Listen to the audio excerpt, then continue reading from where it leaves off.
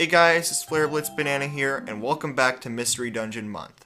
Today we'll be taking a look at the most controversial game in the series, Gates to Infinity, and why I don't think it's as bad of a game as some people might say, and why it might even be worth a play if you haven't done so yet.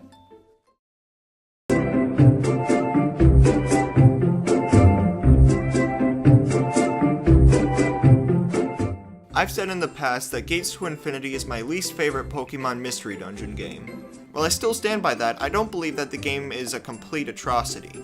This video will be spoiler-free, as I intend for this video to convince some people to give it a shot, and if I spoiled the story, it wouldn't be any fun.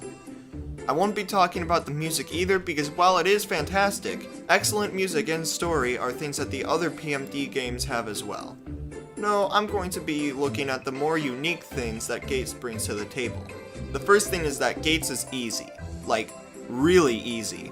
A series veteran like myself could breeze through the main story with no problem. While this might seem like a flaw, and it sometimes is, this works out for new or younger players who are looking to get into the series but are intimidated by the sometimes challenging gameplay. It's also very accessible too, being able to be purchased right now on the 3DS eShop. To play one of the Mystery Dungeon games before it, you'd have to use an emulator or order it from Amazon, and that's often difficult, and some people don't like to do that.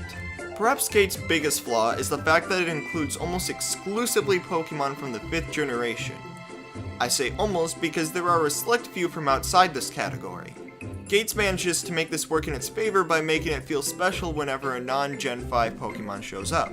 Most of those are involved with the story in some way, which keeps the player's interest.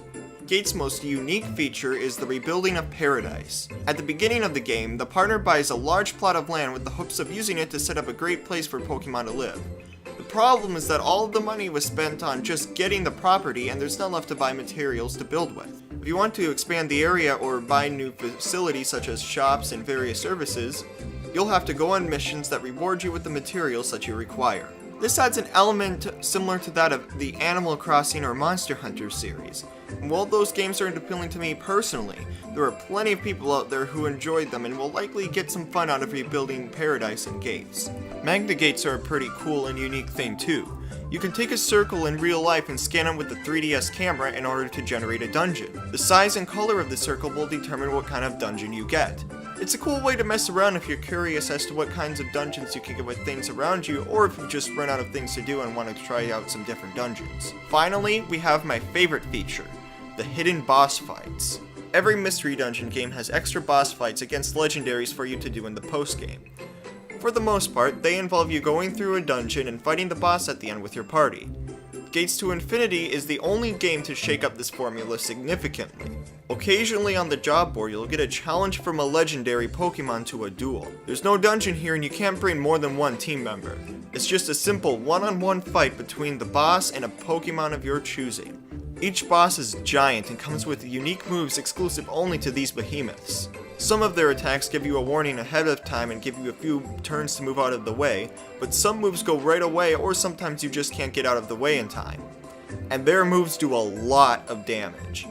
It kind of feels like a boss from the Zelda series, to be honest. Sadly, you cannot recruit any of these legendaries, and the reward for defeating them isn't much. But to me, the fight itself is reward enough. In conclusion, Gates to Infinity has plenty of qualities that make it worth a try. It has unique features and rewards that other games in the series just don't have, and manages to keep the player's interest until the story eventually ends, and even for a little while after if you are interested in the things that it has to do. So those are some of the things that I like from Gates to Infinity. Sure, it might not be the longest game ever, but it's certainly fun while it lasts, and hey, it's a Mystery Dungeon game, so it's gotta be doing something right? The game does a lot of other things well too, but those are some of the things that are more exclusive to Gates to Infinity that I thought were really good. Is it the best Mystery Dungeon game ever? No, I don't think so. It has a lot of unique things, but there are a lot of downsides to it too. But is it worth all the hate it gets? I'd say probably not, because it does still provide a good story, music, and some cool things that set it apart from the other games. So thank you guys so much for watching. If you enjoyed, go ahead and leave a like or subscribe if you want to see more content for Mystery Dungeon throughout the rest of May. I'm gonna split, and I hope to see you guys in the next video.